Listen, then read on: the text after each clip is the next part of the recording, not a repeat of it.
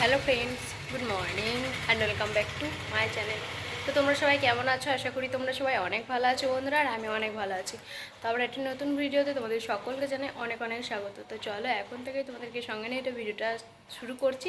তো তোমরা স্কিপ না করে পুরো ভিডিওটা দেখতে থাকো, আশা করছি তোমাদের অনেক মজা হবে। তো চলো দেখতে থাকো, সারাদিন কী করছি না করছি সেটাই দেখাবো। তো বন্ধুরা দেখো, তারপর কিন্তু আমি একটু ডক্টরের কাছে এসেছিলাম, আমার একটু দরকার ছিল। তো চলো, সেদিন যে একটু মানে শরীর খারাপ হয়েছিল তার জন্য এখানে আসা, একবার ডাক্তারটা দেখে নেওয়ার জন্য। এখন মানে পেটে যেহেতু সেদিনকে ব্যথা করছিল ডান সাইডে, তো সেই কারণে একটু ডক্টরের কাছে এসেছিলাম। কী থেকে কী হয় বলা যায় না, তো তাই এখানে ছবি টবি করিয়ে সব কিছু কনফার্ম হয়ে গেছে, সেরকম কিছুই ছিল না, এমনি কোনো গ্যাসের কারণে বা কোনো কারণে হয়েছিল পেটে ব্যথাটা, এছাড়া কোনো কারণ ছিল না। ফটো করিয়ে আমি দেখেছি, আলট্রাসাউন্ড করিয়ে। তো দেখো এখন আমরা এখানে বসেছিলাম রিপোর্ট নিয়ে। তো যেহেতু এটা ভয়েস ওভার দিচ্ছি কারণ ওখানে অনেক লোকজন ছিল, তাই আমরা খুব বেশি দেখাতে পারিনি। তো চলো ঘরে গিয়ে দেখাচ্ছে। তো এখানে দেখো, ঘরে এসে আমি দিদিকে ডেকে নিয়েছিলাম বিকেল বিকেল একটু। আমরা এখানে খাচ্ছি এখন সোয়াবিনের পকোড়া, চা আর বিস্কিট। তো আমরা দুজনে খাবো এখন চা বিস্কিট। আর এই বাচ্চাগুলোকে দেখছো, এই বাচ্চা আমার বাড়িতে কিন্তু এখন খুব ছোটো ছোটো বাচ্চা। তো মানে মনেই হয় না আমার বাড়িতে বাচ্চা নেই। এরা এসে পুরো আমার বেডশিট কালার করে, মানে কী বলবো, আমাদের রাহিটাই শুধু আসতে পায় না, অনেকটা দূর হয়ে গেছে তো তাই। তো দেখতেই পাচ্ছ। আর এই যে ছোট্ট পুচকি মেয়েটা, সেটা হলো আমাদের পাশের বাড়ির, এখানেই আমরা যেখানে নতুন রুম নিয়েছি তার পাশের বাড়ির, ওখানে ওর মামার বাড়ি।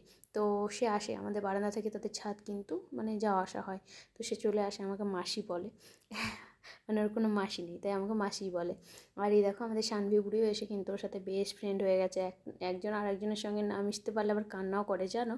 আমি তো ওদের আর দুষ্টুমির মুহূর্তগুলো দেখাতে পারিনি, যেহেতু এই মেয়েটা কালকেই বাড়ি চলে যাবে, তাই আর সেরকমভাবে কিছুই দেখাতে পারবো না। তো তাই ভাবলাম আজকে একটু শেয়ার করি। তো চলো, রাত্রে কিন্তু অন্যরকম একটা রেসিপি বানানোর আছে, তো এখন একটু বেরোবো। তো এদিকে দেখো আমরা চলে এসেছি সবাই মিলে একটু বাজারে, যেহেতু শ্রাবণ মাস সবুজ চুড়ি পরতে হয়। তো তোমরা কি জানো সবুজ চুড়ি কেন পরতে হয়? চলো আমি বলছি। আর আসলে হলো আমিও জানি না সবুজ চুড়ি কেন পরতে হয়, সবাই বললে তাই আমি পরছি। তবে এটুকু জানি যে স্বামীর মঙ্গলের জন্য, যে হাজব্যান্ড। আর অবিবাহিত মেয়েরাও পরে। বিবাহিত মেয়েরা জানি না কী কারণে, মানে এর কারণ কি আমি ঠিক জানি না। তবে আমি শুনেছিলাম যে স্বামীর মঙ্গলের কারণে হয়, বা সবুজ চুড়ি বিশেষত আমি সেটা খুব ভালো করে জানি। এটুকুই আমি বুঝেছি এর মানে থেকে, এই শ্রাবণ মাসে বাবা শিবের জন্যই সবাই হয়তো বা সবুজ চুড়ি পরে। এইটাই হলো কারণ, আমিও জানি না ঠিক কেমন কারণ। তো তোমরাও জেনে থাকলে বলবে সবুজ চুনি কেন পড়া হয়। আমি জাস্ট এটুকুই জানি, তো সেটুকুই বললাম তোমাদেরকে। তবুও এটুকু আমি জেনেছি অনেক ভিডিও দেখে, সবার কাছে জিজ্ঞাসা করে। তো এই 2-3 বছর ধরে কিনা সবুজ চুড়িটা সবাই পরছে, কিন্তু এর আগে খুব একটা পরা হতো না, আমি দেখেছি জিনিসটা। তো আমরাও বিয়ের আগে খুব একটা পরতাম না। তো দেখো আমাদের নিচের আন্টিও কিন্তু গেছিলো আমাদের সঙ্গে বাজার করতে। সত্যি বলছি, আমাদের এবারের ঘর ভাড়াটা কিন্তু খুবই ভালো, খুবই ভালো। মানে এখন তো খুবই ভালো, মানে আমরা আমাদের সাথে কথা বলা, সে নিজে থেকেই বলে চলো আমি নিয়ে যাব।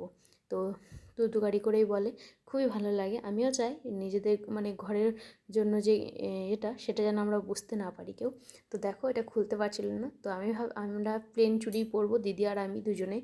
তো তাই ওই ডিজাইনগুলো নিলাম না, আর এটা যেহেতু একদম সিল করা ছিল তাই কাটতে একটু দেরি হয়ে গেল।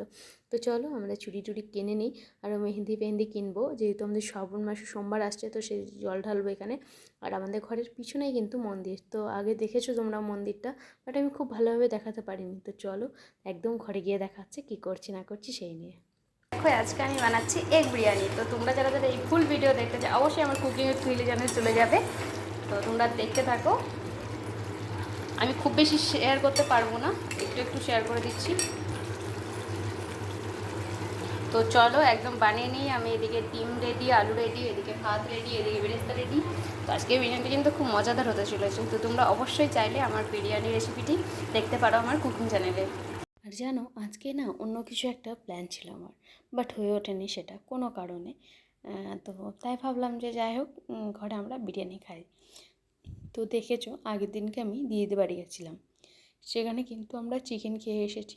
তো তাই ভাবলাম, আর ওরা না এবার আর সোমবার যেহেতু শ্রাবণ মাস পড়ে গেছে, তাই ওরা আর খাবে না কাল থেকে আর ননভেজ 1 মাস। তো তাই ভাবলাম যে আজকে একটু ননভেজ খাওয়া যাক। বাট বিরিয়ানি না আমি সত্যি বলছি অন্য কারোর জন্য কোনো দিনও বানাইনি। বাট রাজু একবার শুধু আমাদের বাড়িতে খেয়েছিল, তবুও সেদিনকে বিরিয়ানির চালও ছিল না, ঘরোয়া চাল দিয়ে বানিয়েছিলাম। তো তো তোমরা কিন্তু আমার মানে চ্যানেলে দেখেছো বিরিয়ানি, বাট আমি এরকমভাবে কোনোদিনও বানাইনি। তো বিশ্বাস করো আজকের বিরিয়ানিটা এত টেস্টি বানানো হয়েছিল তোমাদেরকে আমি বলে বোঝাতে পারবো না। সত্যি মানে আমি এরকম বিরিয়ানি নিজের হাতে এই ফার্স্ট টাইম, আর আজ আমার মনটা এত ভালো লাগছিল না কি বলবো। যখন আমি বিরিয়ানিটা বানাচ্ছিলাম তখন আমি না ভাবছিলাম আমি যখন পরীক্ষা দেওয়ার সময় যেরকম একটা ফিলিংস হয় রেজাল্ট বেরোনোর সময়, সেরকম আমার মনের মধ্যে কিন্তু চলছিল। তো সবার জন্য দুটো দুটো করে ডিম আর এক পিস করে আলু দিয়ে বিরিয়ানিটা কিন্তু বানিয়ে নিয়েছি। তো দেখো কেমন লাগছে তোমাদের অবশ্যই জানাবে, আর দেখতে হলে কিন্তু একদম দুদিন পর কুকিং উইথ কুহেলি চ্যানেলে চলে যেতে হবে। তো চলো আজ এখানে শেষ করছি, দেখা হবে নেক্সট ব্লগে। Bye, good night.